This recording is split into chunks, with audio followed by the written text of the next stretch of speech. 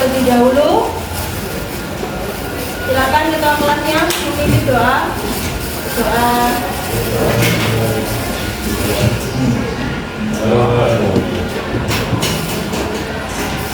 Oke, terima kasih. Sudah siap semuanya? Ya, selain pelajaran kimia, silakan dibereskan dulu ya. Hari ini kita belajar kimia, jadi fokus ke kimia. Nanti dilanjutkan lah, ya. Oke. Handphonenya silakan disimpan dulu. Hari ini masuk semua?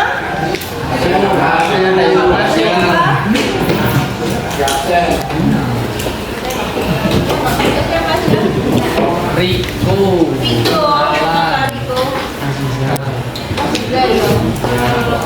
Kalila ya? Ya, siapa yang Adita, Kalila, itu Yesi. Banyak ya? Oke. Semuanya sakit, semuanya enak. Emangnya kenapa? Ya, semoga yang sakit jangan lupa lepas dulu ya. Jaga kesehatannya ya. Oke, hari ini kita akan melanjutkan pembelajaran tentang indikator asam basa. Masih ingat kalau kemarin kita praktikum tentang indikator apa? Yang alami. Ya, sudah dapat dipahami ya bagaimana indikator asam basa alami itu berasal dari alam. Kemudian syaratnya atau kriterianya bagaimana? Bisa berwarna dengan signifikan pada kondisi asam basa. Oke, nah untuk pembelajaran selanjutnya kita akan mempelajari indikator buatan. Oke ya, berarti kalau indikator buatan itu berarti dari mana dapatnya? Dari buatan manusia, dari lab. Oke, betul. Nah, sudah tahu indikator buatan itu apa aja kemarin? Kertas lakmus. Oke, terus yang wujudnya larutan, contohnya apa? Apa kemarin? Nah, kalau pH meter berarti instrumen ya. Kalau larutan udah kalain dan lain-lain ya. Oke. Nah, pada pembelajaran ini tujuan kita adalah kita nanti kalian harus dapat menentukan sifat asam atau basa dari suatu zat, dari suatu sampel menggunakan kertas lakmus. Oke, yang pertama itu. Kemudian yang kedua dapat memperkirakan pH ya menggunakan larutan indikator buatan. Nah, yang waktu itu kan sudah sempat kita sedikit pelajari yang dikerjakan depan itu loh. Nah, itu kan kita memperkirakan. Jadi kita akan melakukan ya menganalisis sampel secara langsung. Nah, gitu ya. Itu akan kita laksanakan di pertemuan selanjutnya. Untuk hari ini kita request terlebih dahulu. Oke, yang itu disimpan dulu nanti diurutan. Oke, jadi sekarang Ibu Rakti ngasih free test, nanti dikerjakan saya kasih waktu 10 menit, dikerjakan sebisanya, ya, nggak apa-apa. Jadi ini nanti untuk mengukur apa ya kemampuan awal kalian. Oke. Kalau ada prepes berarti nanti ada di akhir berarti ada post test ya.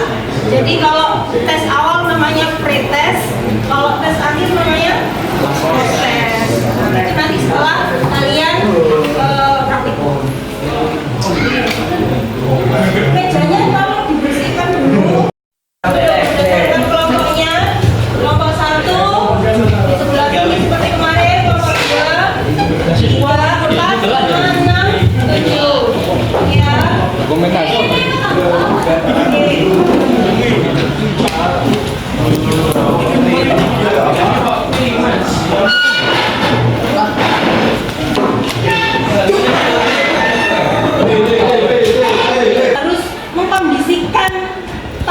kita yang ingin ditanamin dengan suatu tanaman itu disesuaikan kan dengan karakter dari tanaman, ya kan? Nah, kalau di sekitar lingkungan sekolah kita, tanaman apa biasanya? Di sekitar kalian ini loh, tanaman hias, oke. Terus kalau di rumah biasanya juga tanaman hias juga kan?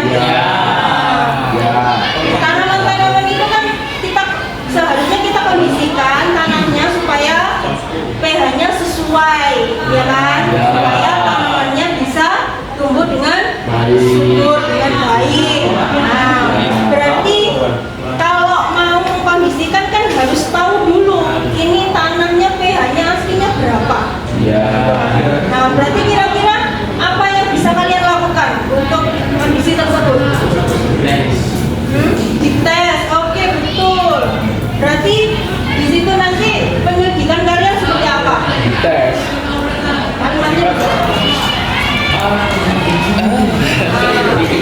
Mengidentifikasi kandungan pH dalam tanah. mengidentifikasi pH tanah.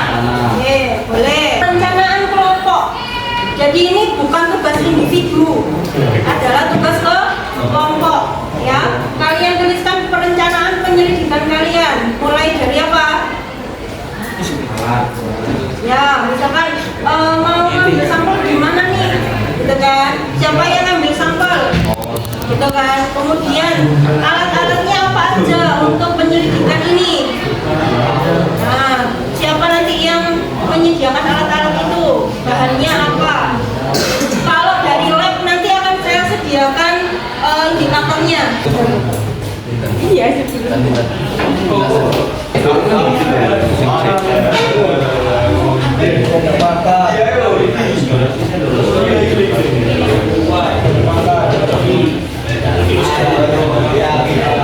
ini dunia jam 12 lah dan buat namunya.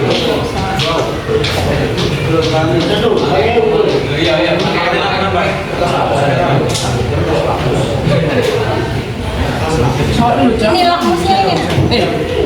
Punya Al-Quran. Ini bahasa pindah. Belum ada apa Indra? Hobi.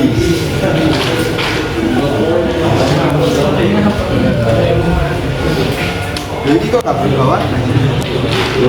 Ini. Di foto.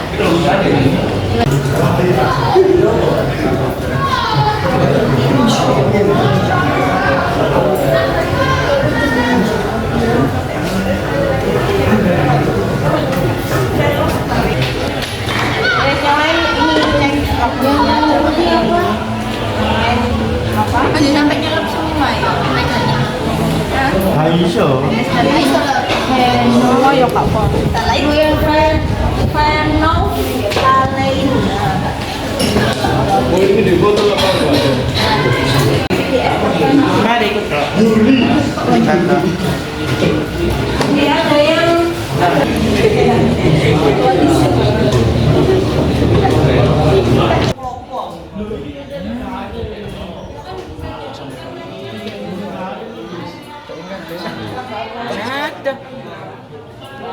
Gak apa-apa, gak apa. Masih di gak guna ya gitu. Tapi anjay. Lama tuh. Macam gitu.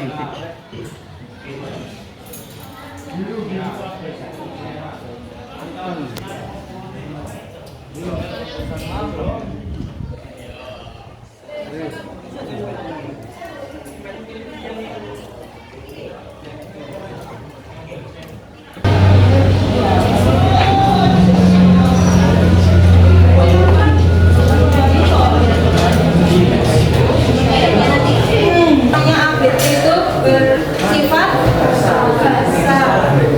Oke.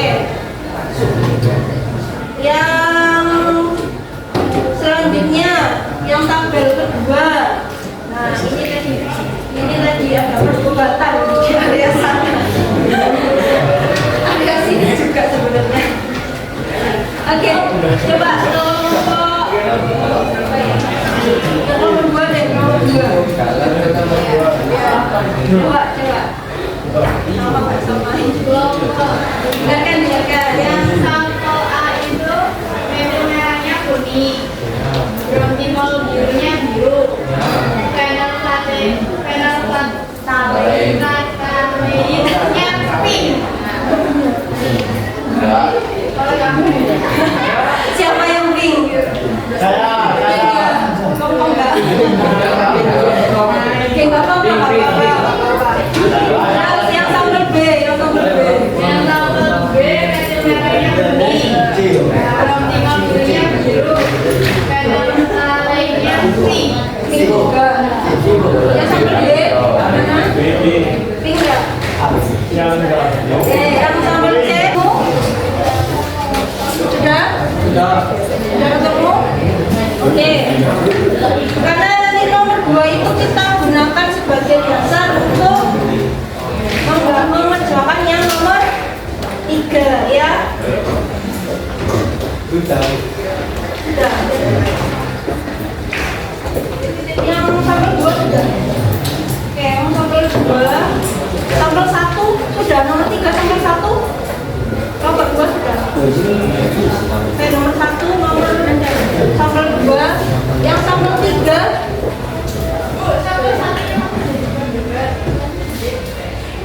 Sampel 1-nya tadi warnanya apa? Yang warna lain. Sampel ini ya. Pink enggak? Ini kelompok 6 pink juga ya. Yang sampel 1 warna lain ya. Oke, berarti ya udah yang